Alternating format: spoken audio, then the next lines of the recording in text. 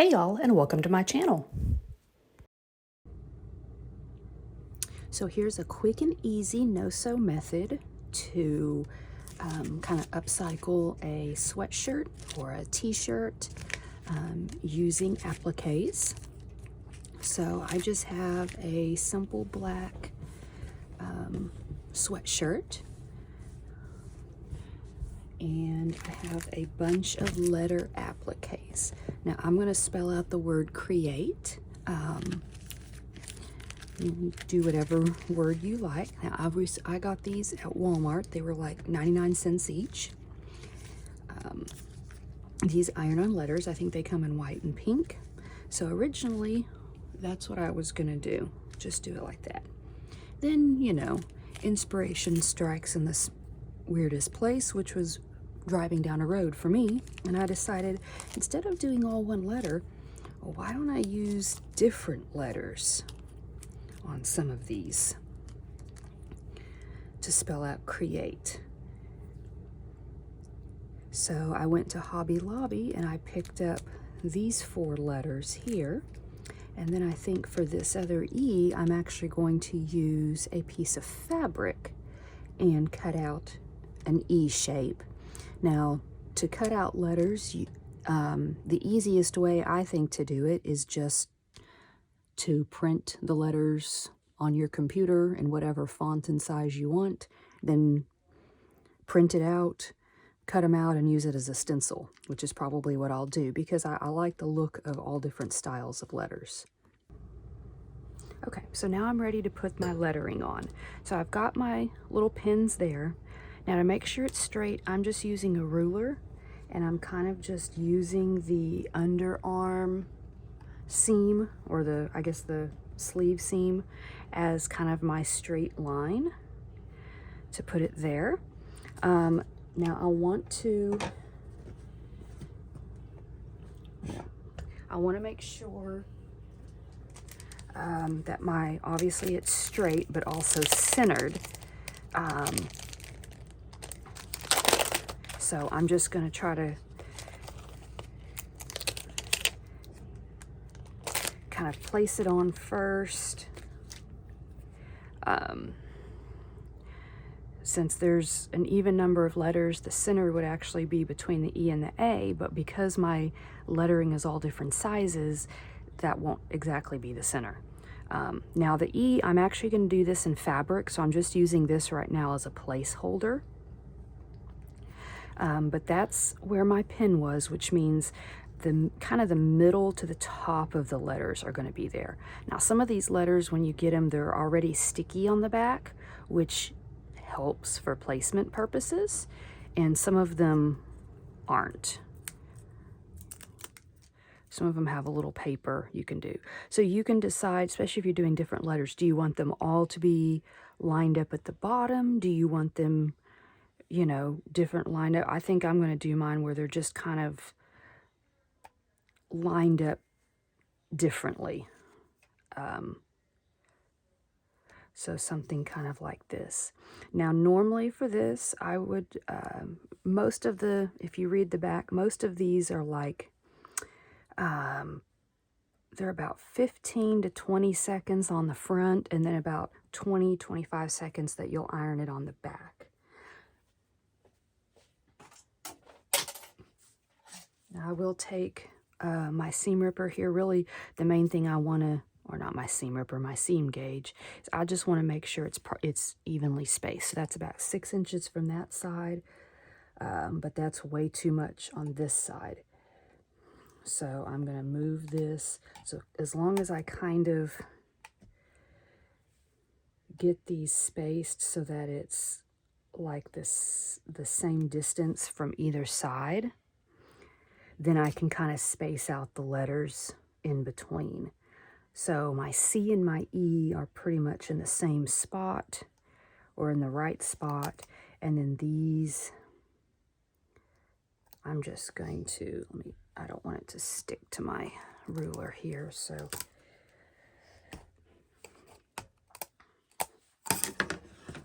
And I'm doing this on a padded surface underneath. I've got an ironing board, a little portable ironing board underneath.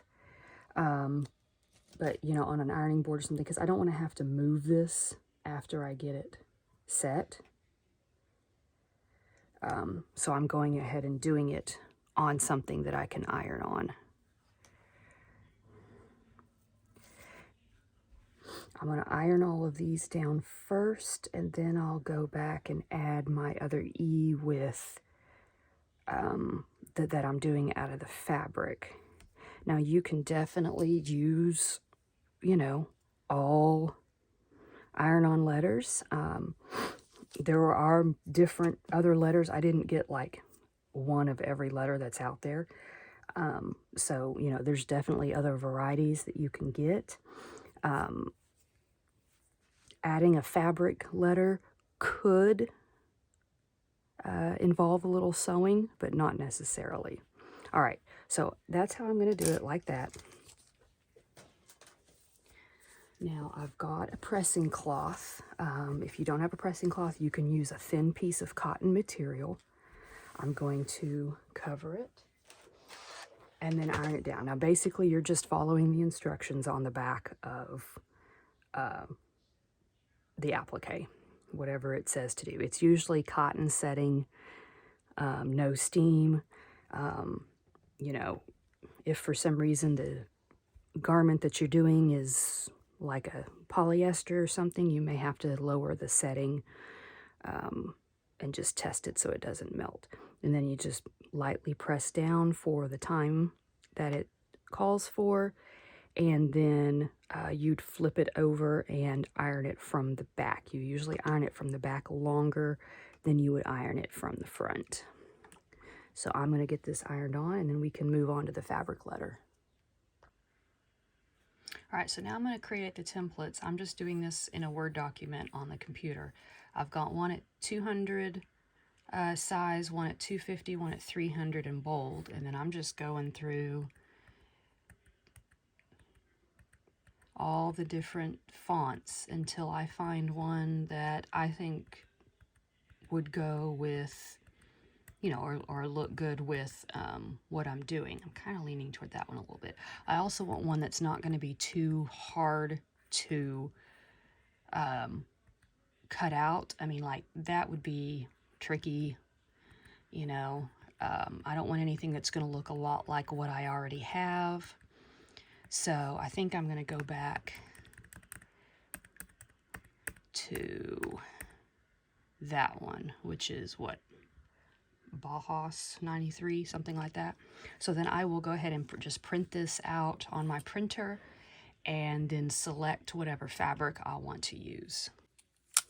All right, so I printed out my E's, and I'm just going to look and kind of see which one.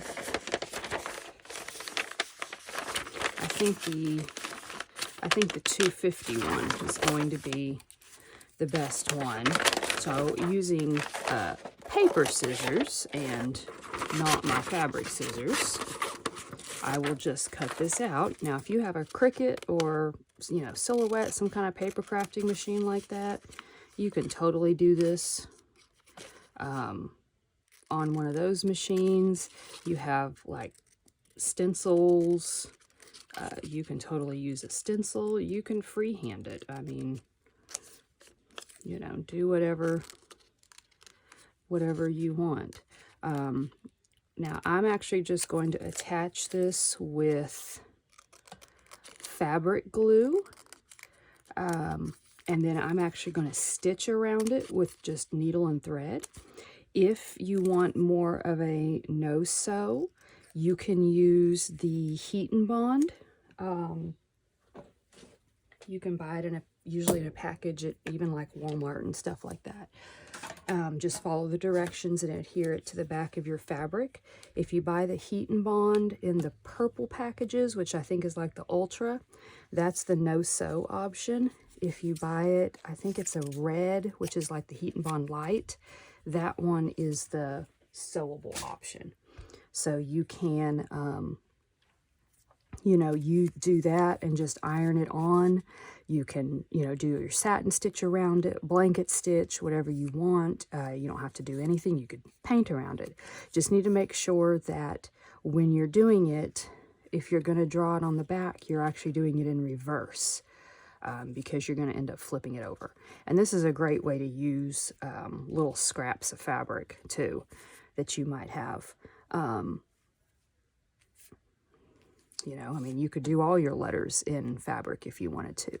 So I'm just going to cut this out, and then I will glue it on. You can use like a fabric glue stick, or even the disappearing purple Elmer's glue will work just fine.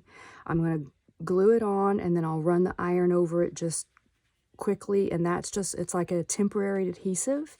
And then I'm just going to get a needle and some embroidery floss and just do like a straight stitch all around the edge to hold it on. You know, so how you attach it and stuff, that's, you know, that's up to you and your look.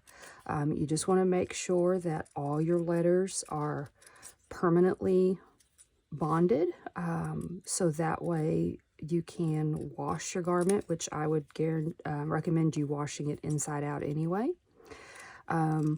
Just make sure you know, that they're bonded. Now I will say this tee that I used here, which is like the pearl applique,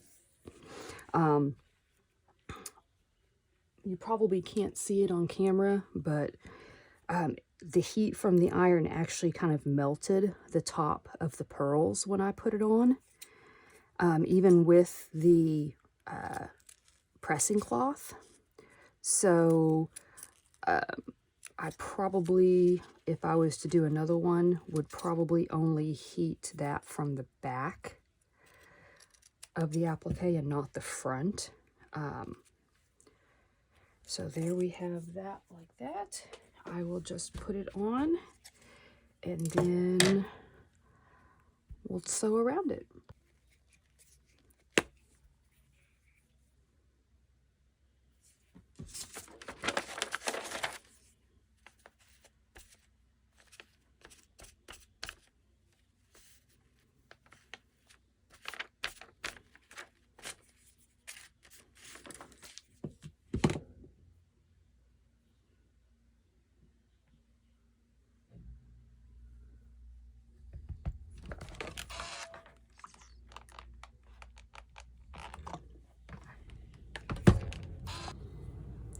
So I just threaded a needle, and I'm using 3 strands of the embroidery floss. So basically I just took half of it, of the DMC floss, put a knot at the end, and then I'm just going to come up.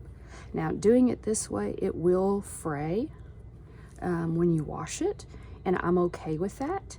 If that's not the look that you want, then, you know, you can, you know, put a stitch at the edge, or do a, you know, a zigzag or something like that on your sewing machine. Again, if you want no sew, then I would recommend either using the purple, the Heat and Bond Ultra, to put your fabric letter down, or don't use fabric at all and just use another applique. So I'm just going to go all the way around this. Again, I'm just doing like little straight stitches. The, you know, the stitch you want, that's totally up to you. So I hope you give this a try. Great way to upcycle maybe a shirt that you already have.